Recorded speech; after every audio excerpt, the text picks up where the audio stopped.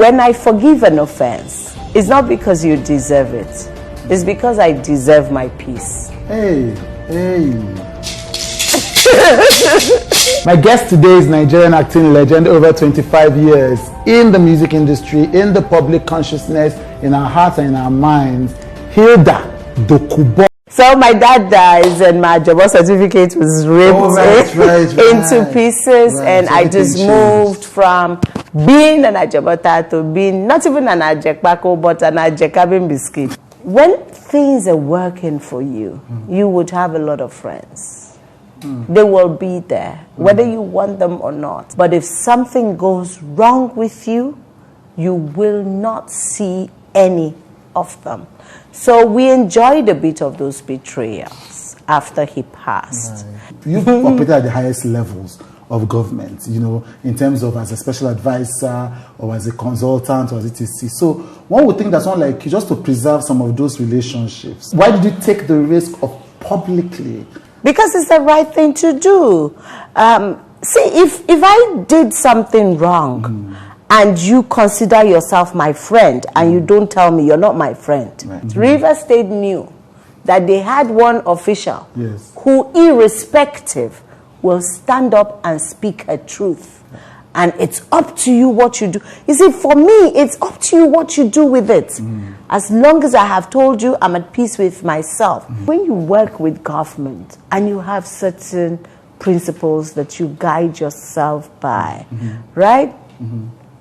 You will do the best that you can to ensure that you don't go back to a place where you would look like Lot's wife. Hey, Auntie, this is a deep proverb. You don't want to be.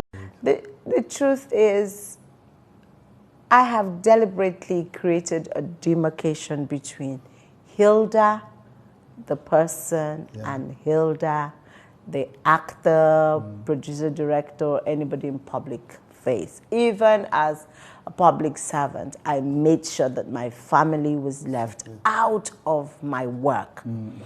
The reason is, based off of experience, I have not seen any family that put itself in public glare that is together as a family.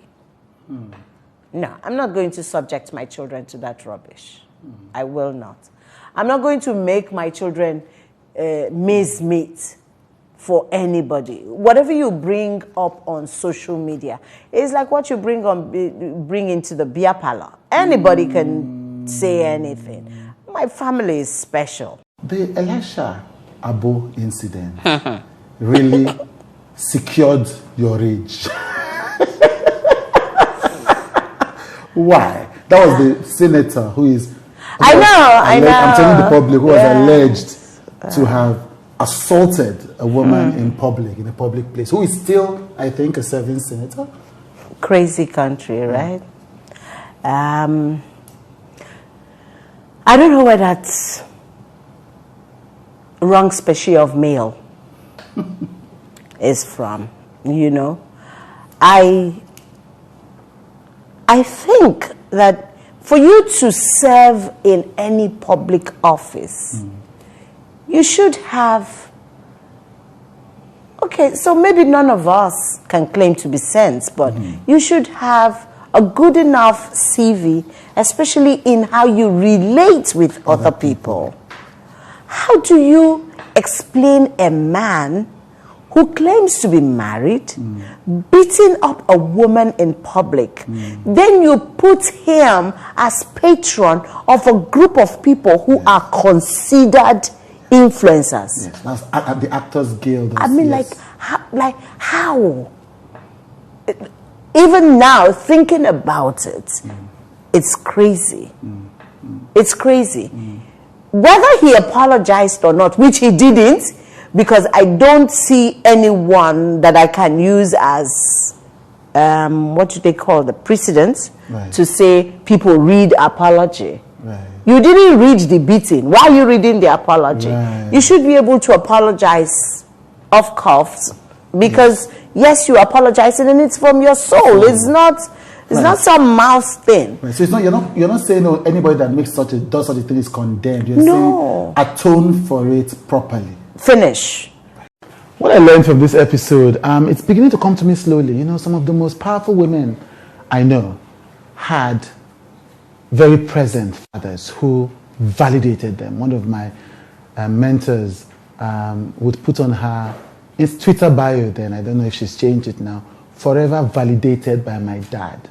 I see that many strong, responsible, powerful, well-adjusted men had powerful relationships with their mothers, and many powerful women had powerful relationships with their fathers. For the longest time, I was very tomboyish because this was a girl growing as her father's protege. Now, of course, there are people who didn't have those relationships who've turned out to be great. But what comes to me is that parents need to take their responsibilities very seriously, to validate, to affirm, to teach, to coach, to hold, to mentor, to love. It is not a small job. People's lives, literally.